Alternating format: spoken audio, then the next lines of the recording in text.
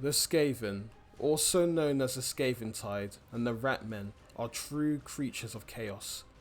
A teeming species of mutant humanoid rats with a megalomaniacal desire to rule over all creation.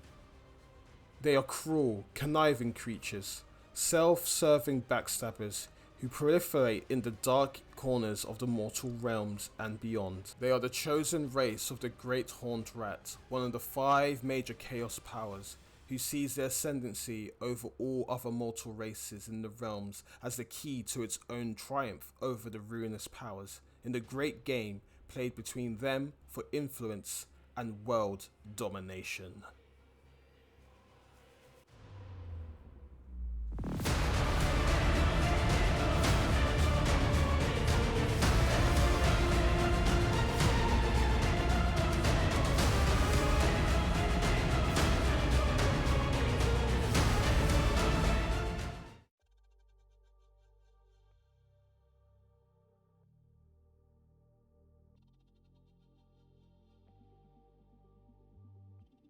Hello everyone and welcome back to another video.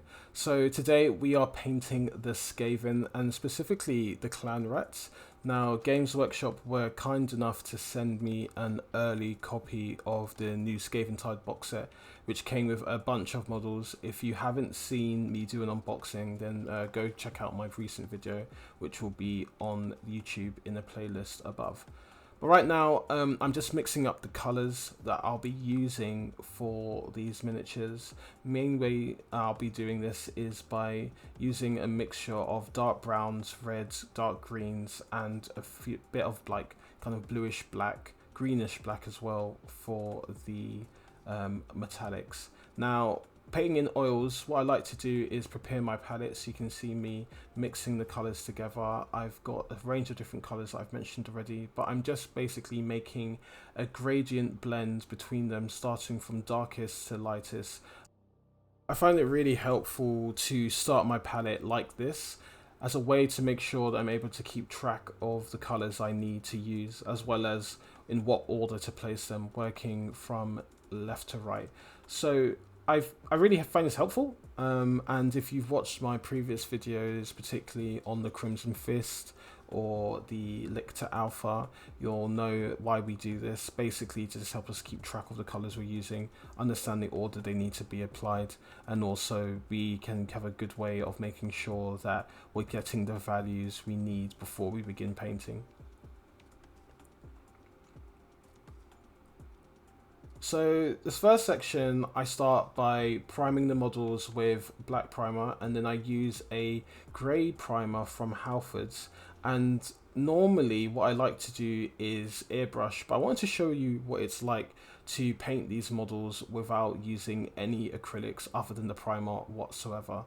The reason I use the grey primer is because it starts as a good middle ground. It's not too light if we were starting from white, and it's not too black, but we still get that kind of zenithal highlight that we need to guide us as we begin painting. So you can see there that I've applied just a little bit of brown sienna and I thinned it down quite a bit, and it's not actually a prime glaze, it's just a first coat to basically get those colors to where I need them. And you can see I've applied it over the entire of the cloak, and I'm just going over some locations that I kind of missed in my first initial application. So you can do this once or twice depending on how thick. I like to start thinner when we're working with oils so that it's easy to apply over them. But starting out this way, just make sure that we've got all the kind of colors where we need them, and that we're able to go on when we move on to adding other colors on top. We're starting from a thinner surface.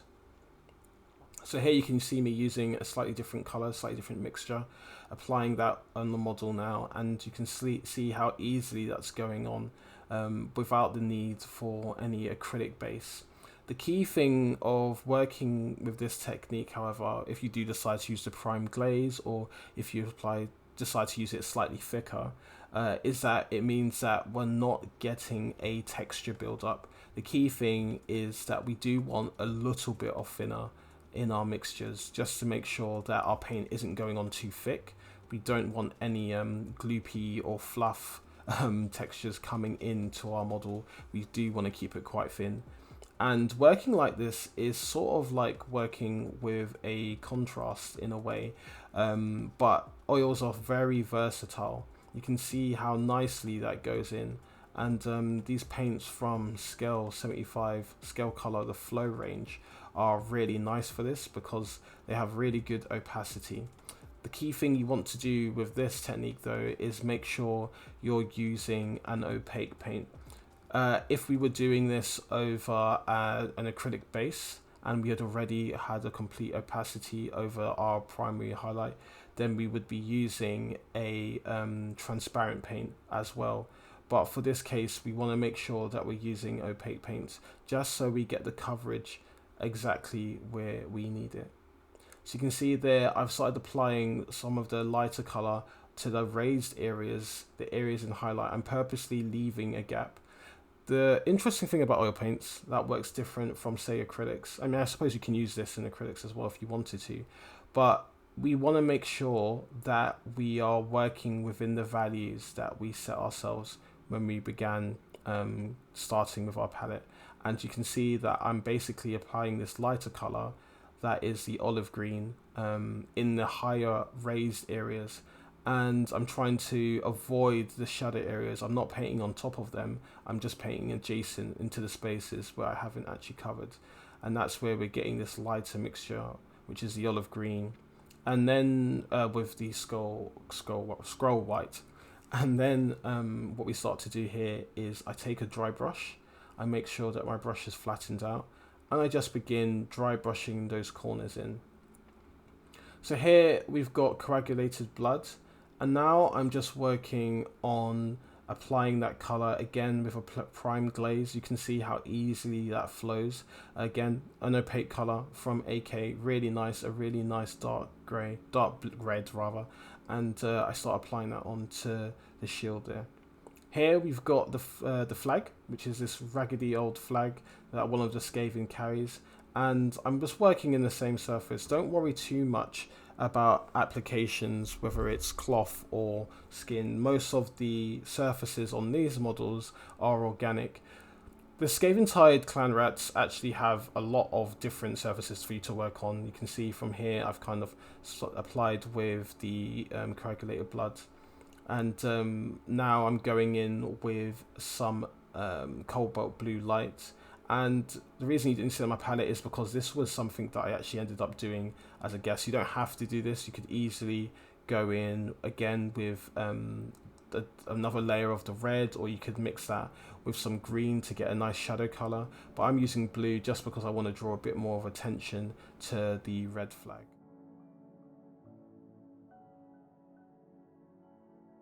You can see me just applying delicately, and you don't have to worry too much when you're applying onto cloth. It works very similarly when you're applying onto hard surfaces. The difference is the broadness of our highlights, where we place our highlights, and how we disperse them and dry brush them across the model.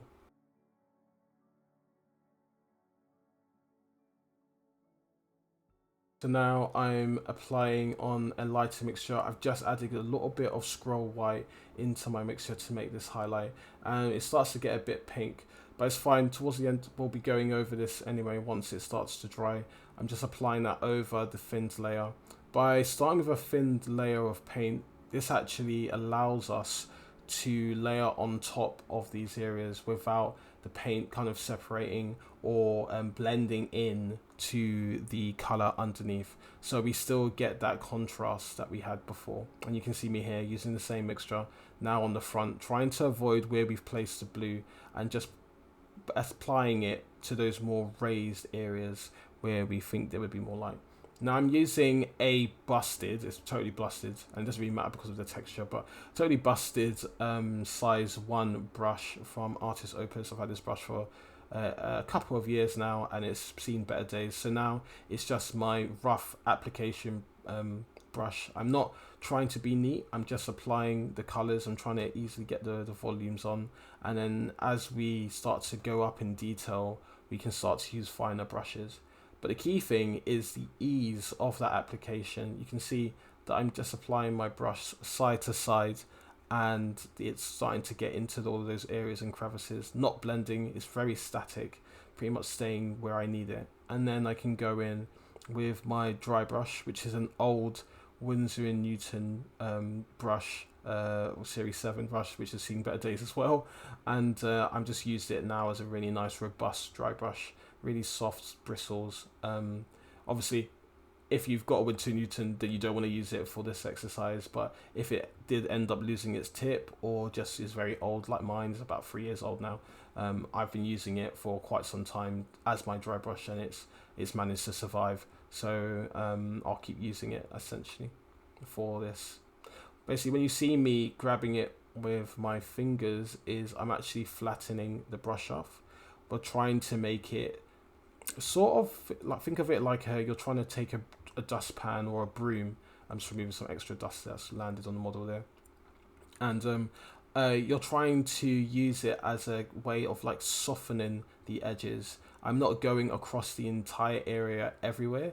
I'm actually just trying to stick to the edge, and I'm dragging it in the direction that I'm trying to blend towards. And you can see when the glossiness of the light above is out of the way, you can see how much depth and shadow there is on that cloth. Here I've mixed a tiny bit of blue light with a tiny bit of the red and the coagulated blood, and I get this really nice magenta-y purpley colour. It's kind of off bluish pink, and I'm just applying that onto the areas of the cloak. Now I think I end up adding some vermilion on top of this later on, and I ended up painting that area wrong. I think later I realised that that's actually the wrong colour to use there, so I go over it again with the kind of sandy desert colour that we've painted already. But this is just a nice way of me exploring around the model, trying to figure out exactly what's what.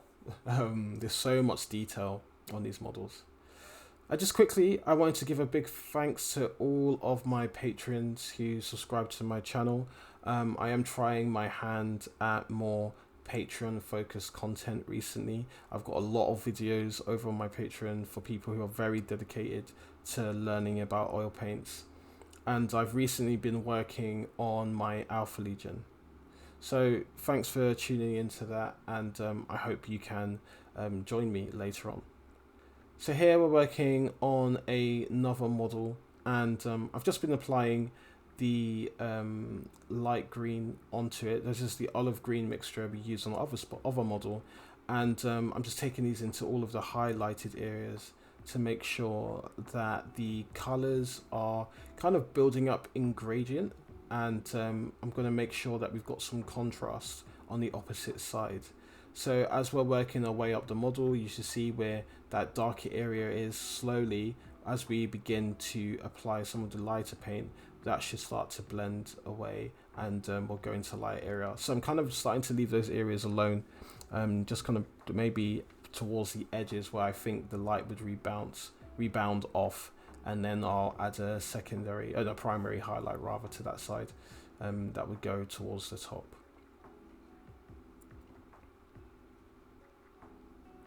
And here you can see me applying it now, just in between those two volumes, using the same brush to blend the two together, work as a middle ground.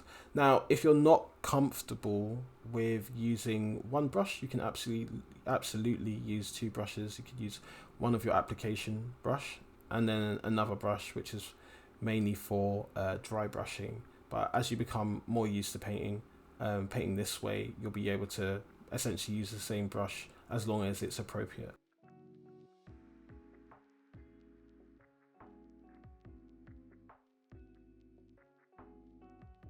So I really actually like these Skaven models. I think that they definitely offer a new challenge to people who are interested in, I guess, trying new things or old things. I mean, I never actually painted a Skaven before opening this box set. I literally had no interest whatsoever in them. I didn't like the previous models. They looked so derpy and old to me.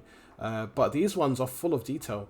Now that I've got a working airbrush, it would definitely be easier to start from an airbrush coat overall and then work your colours on top. But I've actually enjoyed this as a little challenge just to show that oil paints don't need acrylics to get started, and that they've actually got a lot of versatility.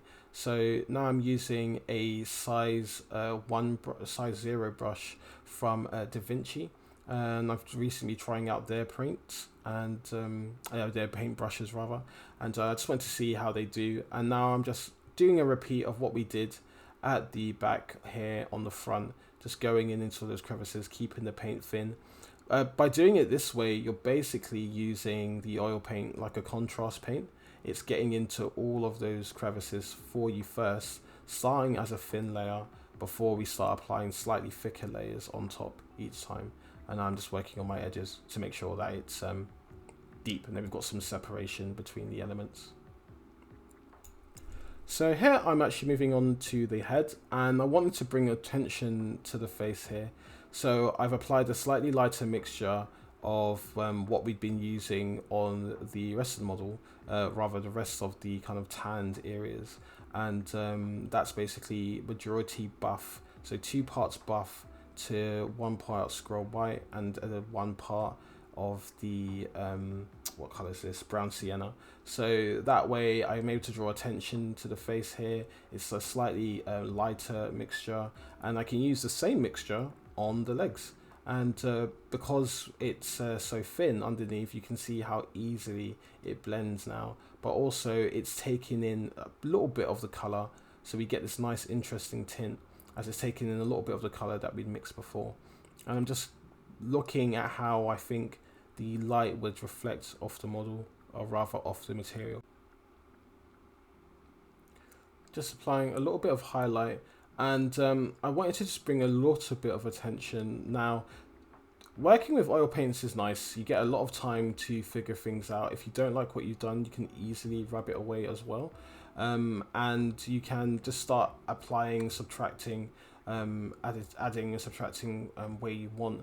And right now I'm just trying to figure out different areas around the model of where I can apply this extra paint to kind of bring up those values.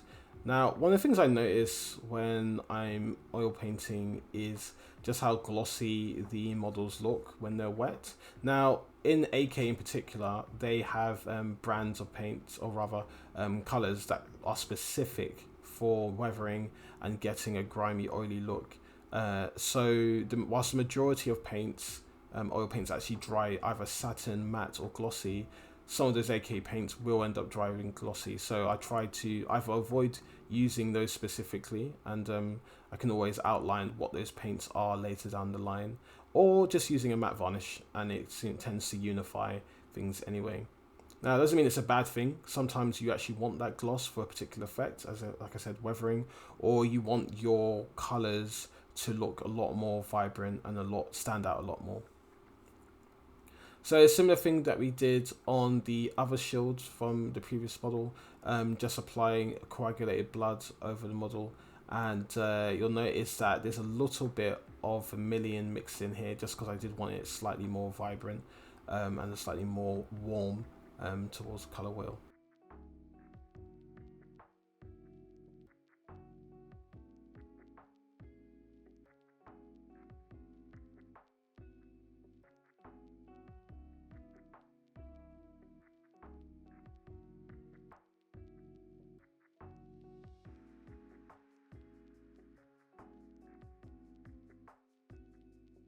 Yeah, so just continuing here, making sure that we're getting all of those edges. Like I said, I think this took me about 5 hours to do a small squad like this entirely from hand. And it was actually quite fast for me, because you probably can spend a lot longer on these models if you really wanted to. There's so much detail on them, and each of them is very different. And I think the kit comes with 3 different types of clan rats. You've got like the plague ones, the warriors, or the what they're called, the kind of ninja rats, which is hilarious to me. Ninja rats, amazing. That's like what's he called from Teenage Mutant Ninja Turtles? I can't believe his name. Skinner, Shredder. That Shredder's the villain. Oh, I don't remember what his name is. If anyone can remind me what the master from the Ninja Turtles is called. But I just think of him when I look at these guys. But yeah, just hilarious to me. Oh, Splinter. That's it. Master Splinter. That's the name. Wow. Oh my gosh, memories.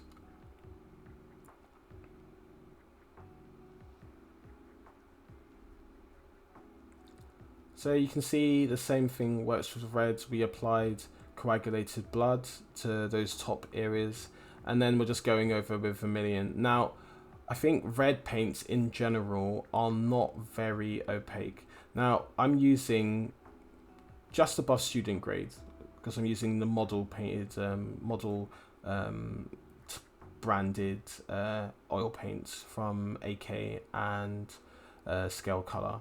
You can easily use the more robust artist grade colors, which will give you varying results depending on the pigment. So for example, cadmium red light is a bit more expensive and hasn't got as much coverage as say cadmium red deep, which is a slightly cheaper paint, but still very effective. Also, I would say has much better coverage and is much more opaque, even though both colors are actually labeled with the opaque label. If you don't know what I'm referring to, then please go check out my ultimate guide to using oil paints on miniatures, which I linked. I'll link in the description below.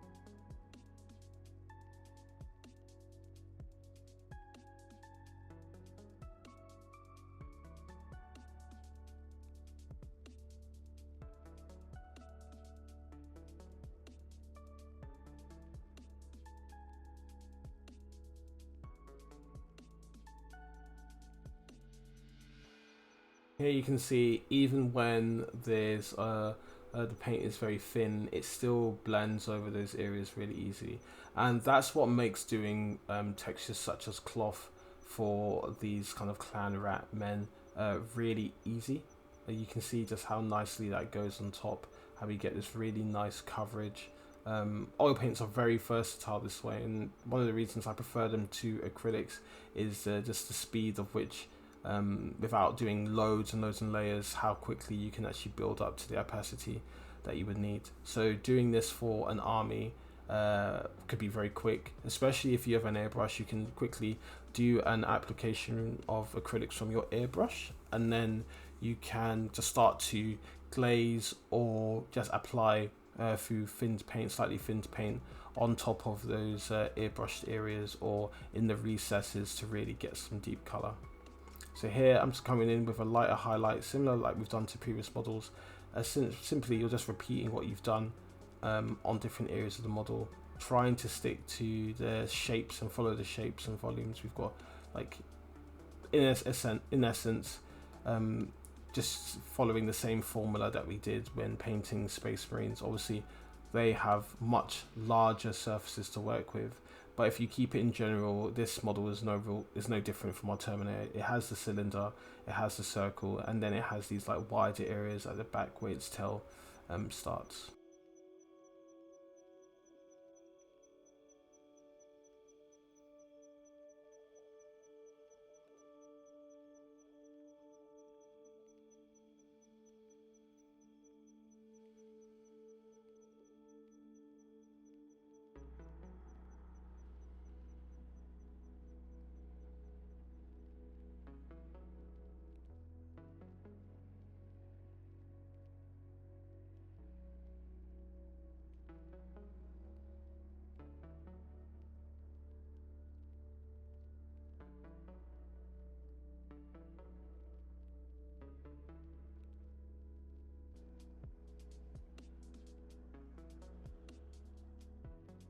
Okay, so on to the fur, and I'm applying a prime glaze of moist soil onto those fleshy slash fur areas of the model, you can see how the other areas of the model that we applied just about a few minutes ago are still drying. They're still in the process of drying.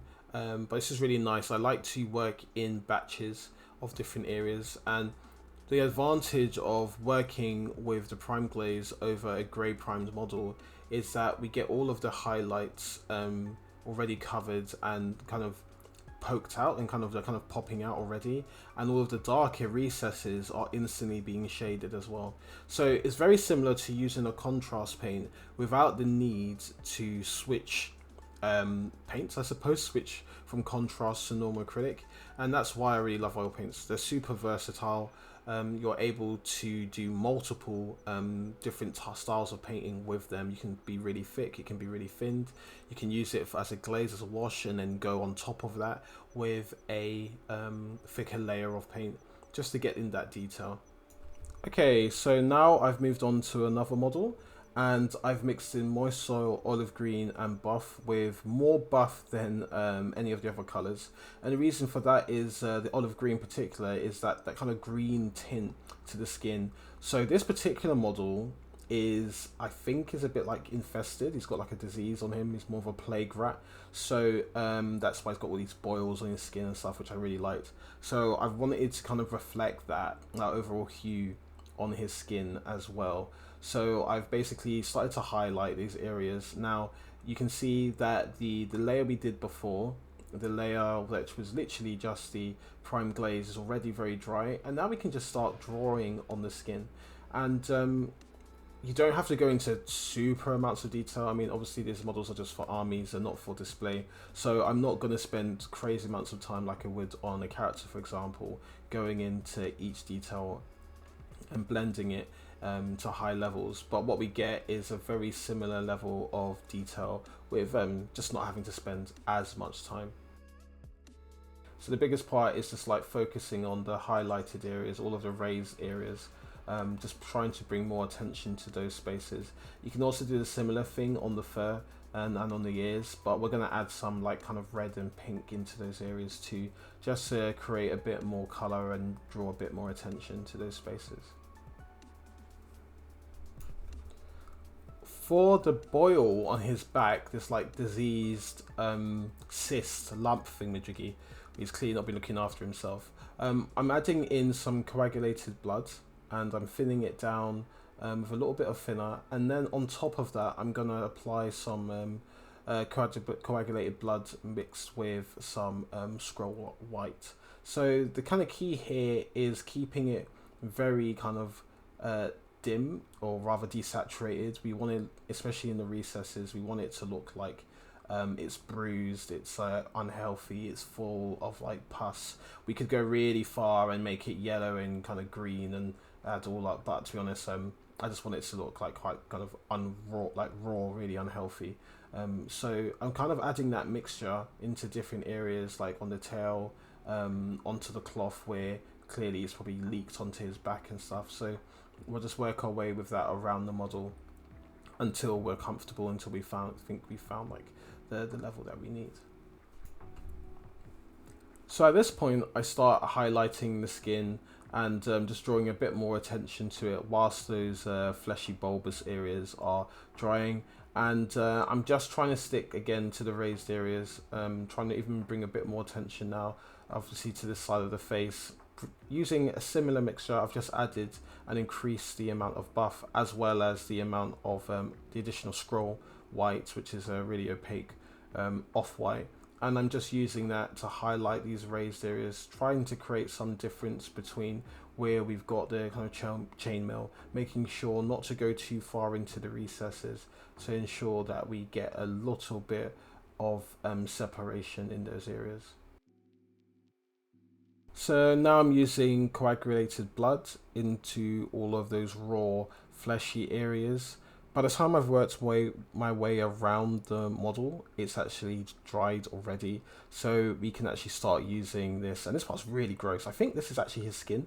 I thought it might be cloth. I can't actually remember. I think I painted it as cloth, but I'm pretty sure it's his skin.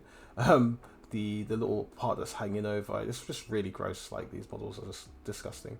Trying to record and paint while recording is get a bit tricky, but I'm basically trying to just show you how I've been working around the model. So when I'm pausing, I'm just looking and observing again, trying to figure out, okay, is that actually the right place to put it? Does that make sense? So before moving on and just continuing to highlight. And get all of these creepy, fleshy areas as a result.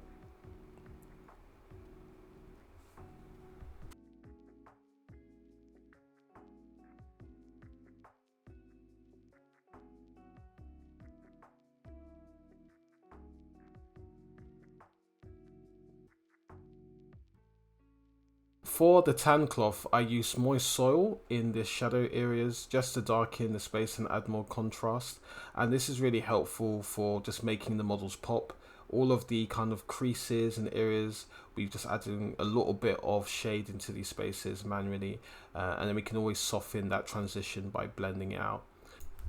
For the lighter area, I use buff and scroll white on this piece of the cloth, but for the red and green, you can use the highlighted mixtures we'd made before just to accentuate the highlights and add in more contrast. So you're basically going to be focusing on all of those spaces that would be receiving a light from our main source light, and we'll just basically be building up focus to those spaces.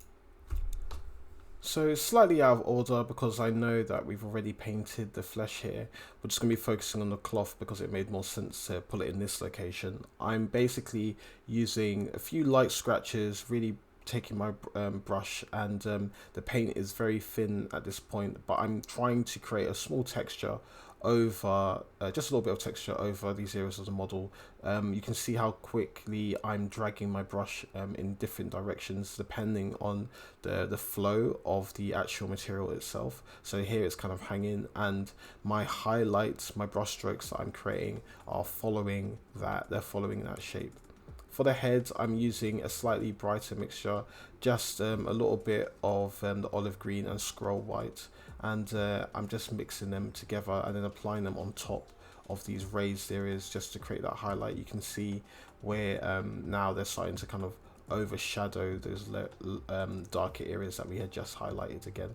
So it's all about just building up here, accentuating those areas, especially the raised spaces, just making sure that we're bringing them to a higher value.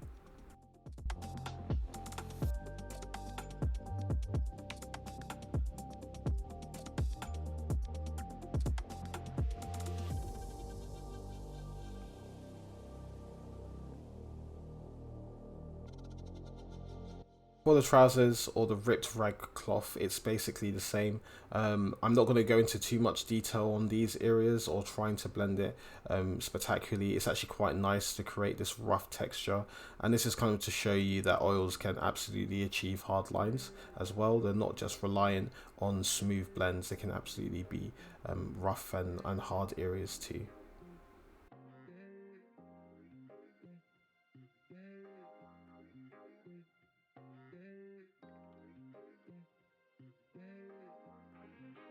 And if you are interested in painting cloth and going to a bit more detail, then please don't hesitate to check out my Patreon.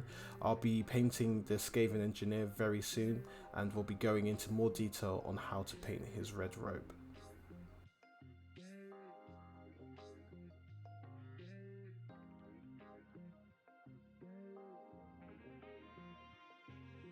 So if you remember from my tutorials in painting the metallic areas of the Crimson Fist, we'll basically be focusing on contrast. So I've mixed in a little bit of ivory black and some Payne's grey. You can use Peridine black if you have that. I just want to give this other colour a go because it's got a bit more of a blue tint, and I just wanted a little bit of blue hue on the model to go with the green and kind of tie it together.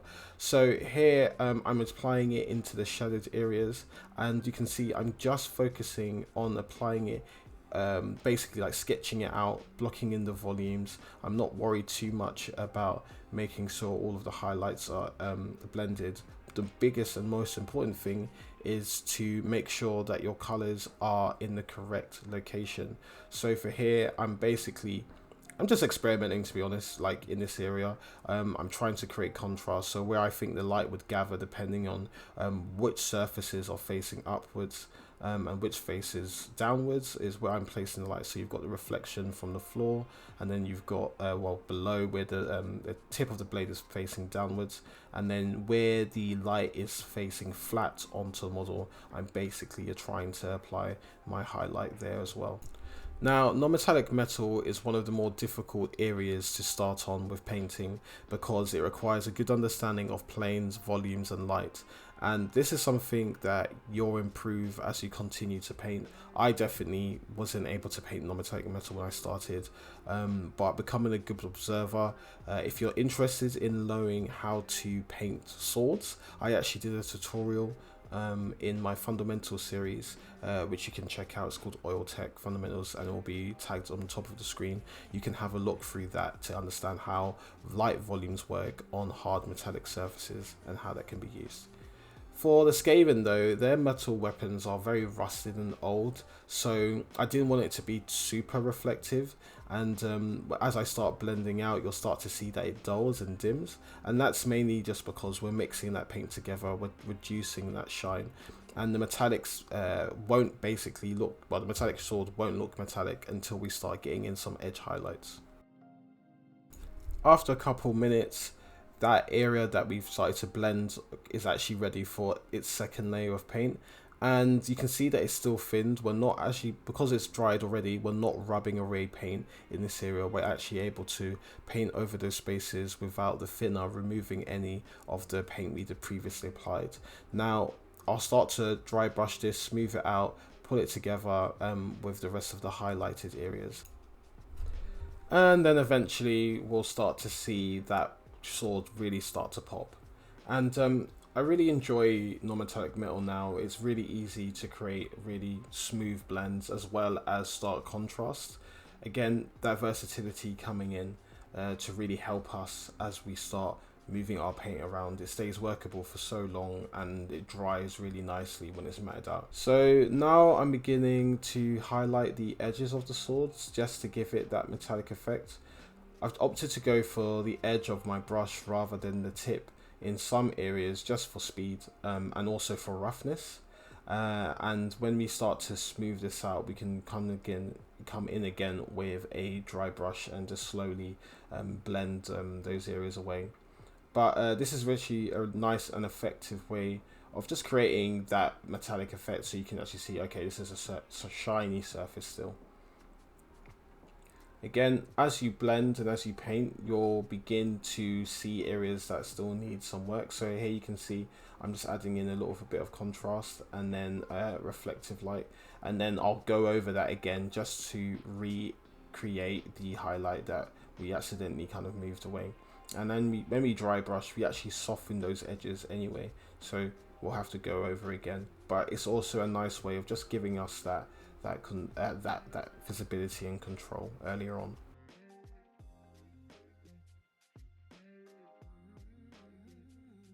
So now I'm coming in with, I think this is rusty brown. This color is rusty brown, and I'm using it to create that rust effect, so it's actually perfect for this. Now that I've dry brushed the paint, we can come in with a little bit of that rusty brown color. You can see how that kind of warmth to it really adds a nice effect to the metal. We get that reflection in the blue of the sky, and now we start adding some of the rusty metal paint to the material just to create this like kind of dirty, damaged, old looking sword. So I start stippling over just really gently, and then I go over again with a dry brush just to smooth those spaces out.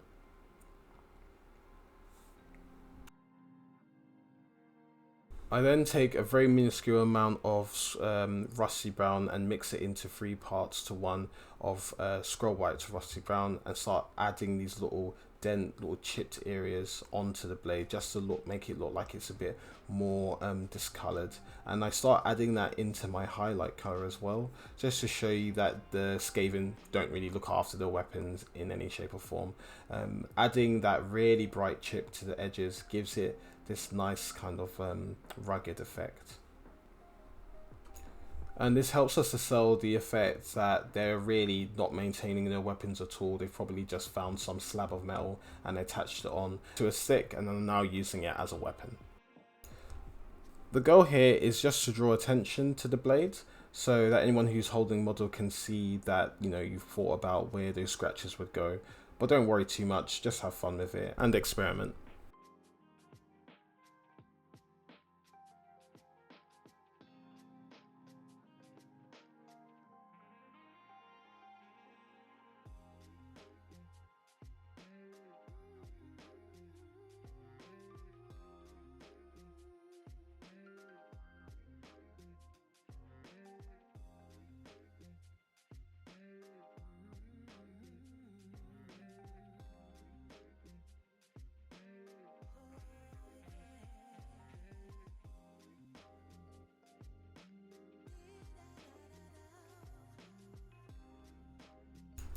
For the chainmail, we're just going to apply the ivory black and Payne's grey mixture that we made before onto all of those areas that we want to be metallic.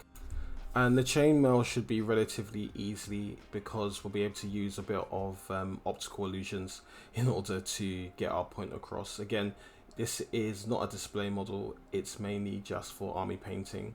So the key here for the chainmail is simply to highlight each of the edges. So you want to highlight the bottom section as well as the top, and you don't need to blend this. Keep it very, very light. You don't need to go into a lot of detail, but after a while it will start to look metallic from a distance anyway, and as you get closer you'll start to see the same effect. So now I start making my way around the model in different locations, and my biggest focus is trying to pick out all the details, especially in the areas where I want the viewer to look. So particularly in the heads, the shoulders, near the big bulge on the back, on the on the Skaven's back, we want to make sure that we're bringing attention to those areas too.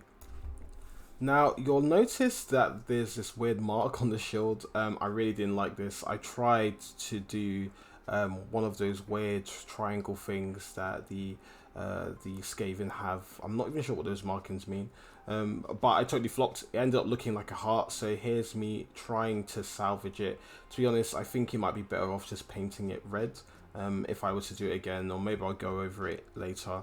But I'll try and paint it red. My idea and my excuse is that Skaven don't have great precision, at least not all of them, and he just flopped. Maybe he's like too rotting, his body's rotting a bit too much for him to accurately paint a triangle on his shield.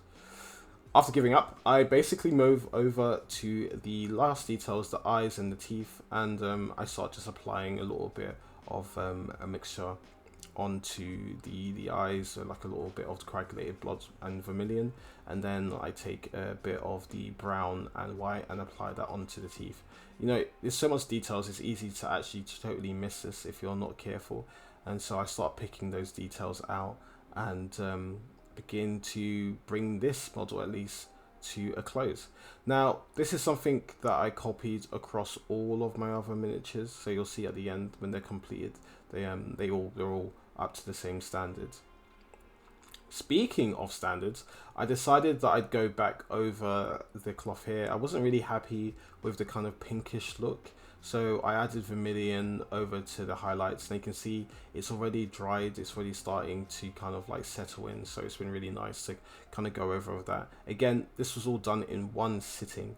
I didn't need to wait over the next day. I basically just worked on it bit by bit, and I think when you're working on an individual model, it's easier to stop and just work on something else because of you're waiting for the oil paint to dry, and that extra drying time really gives us a lot more freedom when we're working because we don't have to rush. And now when it has finally dried, we can just move over to the rest of the model. The shield and the weird triangle thing at the top were all painted in a similar way to the previous shields I've done, just in different colors. So don't worry if you worried about me missing out the footage there. I just felt like it was pretty similar, so I decided not to go into too much detail in that. But if you do have any questions, feel free to let me know.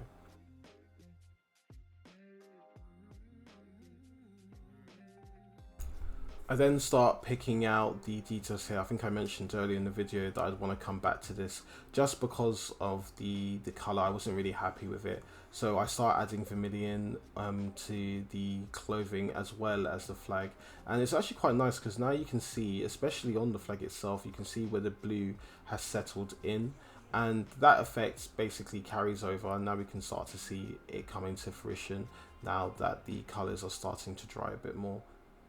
So I really want to bring more attention to the shoulders of the Skaven holding the flag here, and I just basically start working my way around, picking those areas out, using my brush again, particularly in the lit areas, to bring attention to those areas again, and working on the shoulders, being very light with my brush strokes as to not irritate the surface and end up scratching the paint off, because although it is starting to dry, it can still be rubbed off very easily. So you just want to be very careful with how you apply your paint onto the model. So here I'm being a lot more careful than I was on the other shield, using my my more detailed brush. I think this is a size 0, and I'm just making sure that I've got a good tip, and I'm just going to go over to all of these areas and start applying this with a I don't know, Alfarius maybe, I have no idea. I'm just applying that onto the back of the shield, and I'm going to end up drawing what's like a person on a skateboard. I have no idea what I'm doing there. But yeah, it was pretty fun. So that's pretty much it. I start trying to highlight it, but I then decide against that and start leaving it as it is before I thought I end up ruining it again. So I think just getting the red mark on there is enough to draw attention to it, and I was happy to stop there. So just as you've seen in previous tutorials, the base is done using AK Sandy Desert diorama, and this texture paint is really effective. I think Games Workshop does another one too, but the reason I'm using this one is just because of how much comes in the tub and the value for money. I'm basically applying that very liberally onto the models and using a old brush basically to apply it on. Now, one thing you do want to be more careful than I was trying to keep this off of the sides of the base, because when it hardens it creates a kind of thick texture as well. So you just want to be more careful than me. Do as I say, not as I do. And by the end result, when it's dried, you start to see this effect, and I start just applying that onto the model with some like I guess some tufts. I can't actually remember where I got these tufts from. I think they're from Green Stuff World, but AK also do them, as well as Scale 75 and GW. So whatever you prefer, just grab some tufts, apply those onto the models, use some super glue. I found that super glue is a bit more effective than PVA glue, as it just sticks a lot faster. So I just take my tufts off, apply them liberally to the model, and go from there.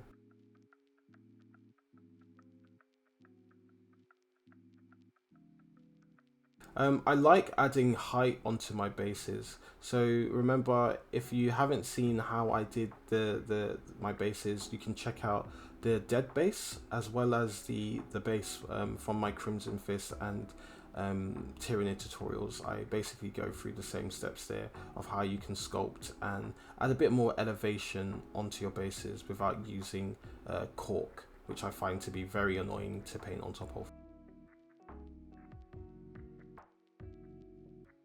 The last thing I do is I take some rusty brown or brown sienna, a mixture of both, and I just start applying this to the sides of the bases. Now, you probably want to do this before you add your tufts, because you don't want any of the super glue to dry on your base. But doing it this way is fine too, if you're lazy like me. I would just do it first before applying your tufts. But this is a nice way of just getting some of this color and a bit more warmth onto our tufts and onto our bases.